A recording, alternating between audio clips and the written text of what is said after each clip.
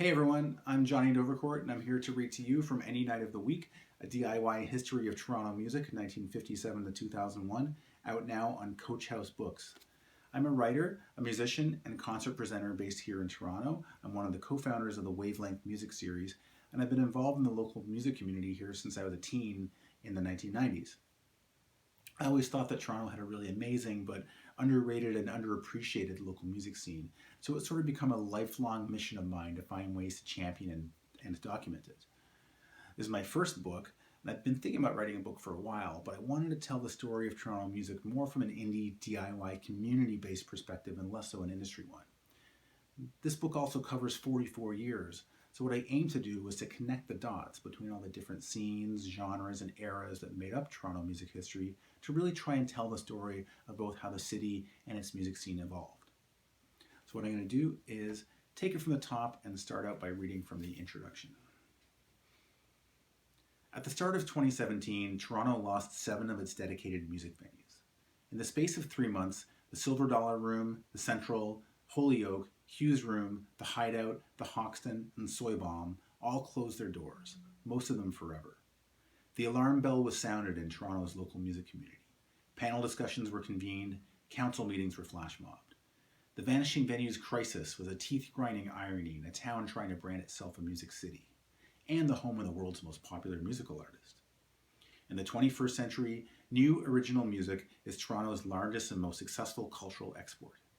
The 2010s were the decade of Drake and The Weeknd, when hazy melodic hip-hop and R&B became, along with Raptors basketball, proud ambassadors for Canada's largest city, the sprawling misunderstood metropolis on the north shore of Lake Ontario.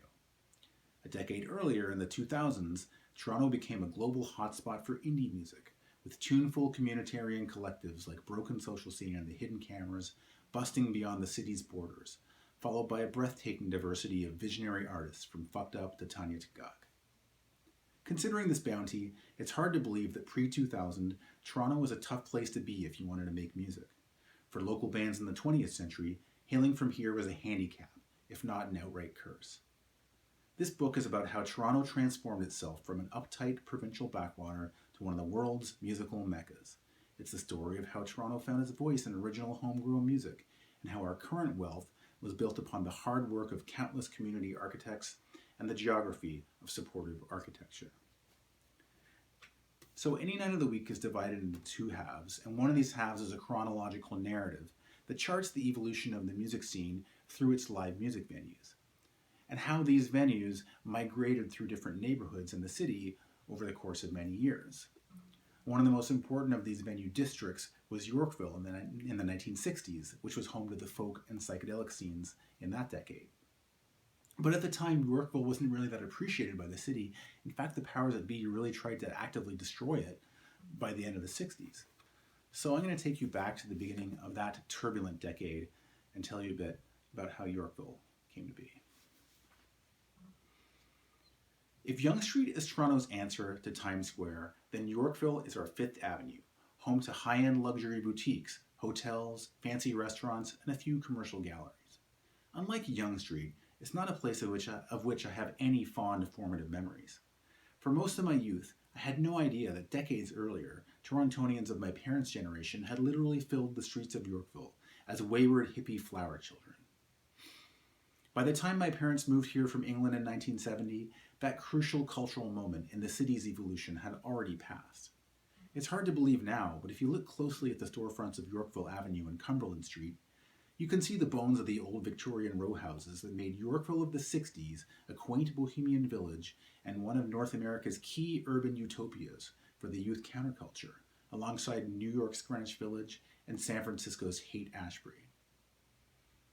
Yorkville is probably the civic music history lesson most likely to be taught in Toronto schools.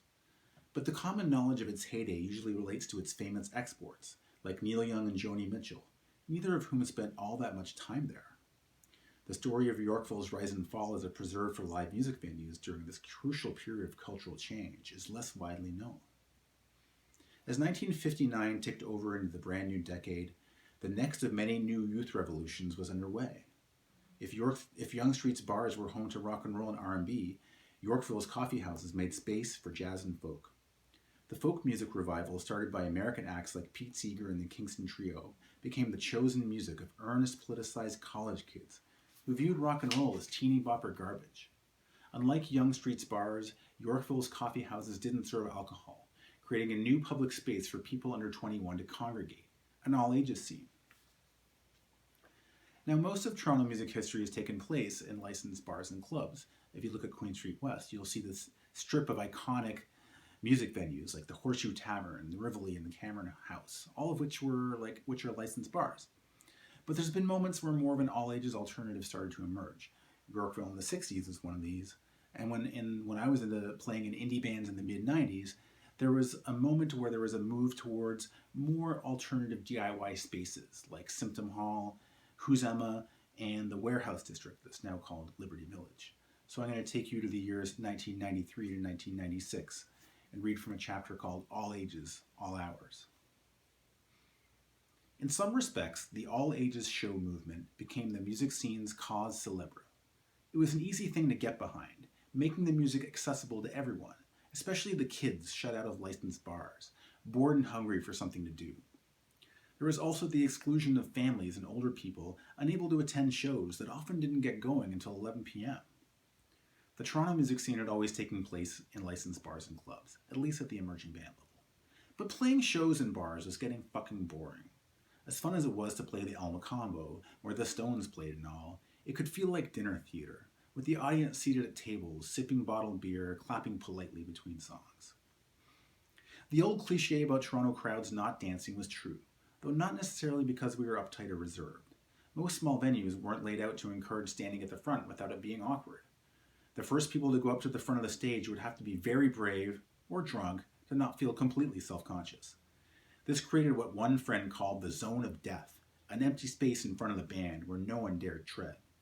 And that created a sense of remove, a mental moat between band and audience. As a performer, it was easy to start to resent listeners who weren't listening. At an all-ages show, it could be completely different. The kids were into it. Playing out of town became something to work toward. With less going on, small-town crowds were way less jaded. For them, it was new and fresh and exciting. In theory, at least. At plenty of all-ages hardcore shows, kids sat cross-legged on the floor. Idealistic scenesters wished to bring some of that energy to downtown Toronto, to create new spaces for people to play, where the focus was on the music rather than binge drinking, where there wasn't a club booker breathing down your neck about bar sales. This opened up previously neglected, overlooked parts of the city, which was exciting and occasionally terrifying. You felt like an urban explorer.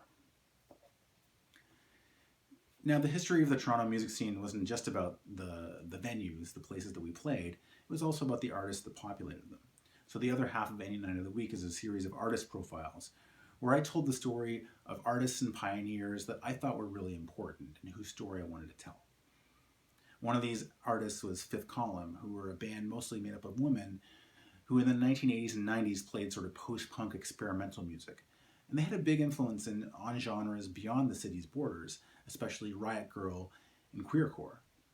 So since I love a good creation myth, I'm going to take it back to the beginning and tell you how Fifth Column formed.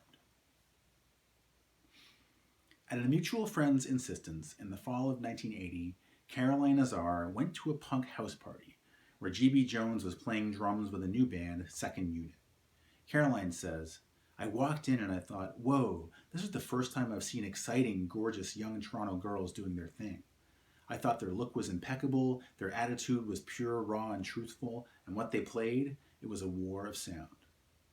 The band only had 3 songs, which they played over and over again to Azar's delight.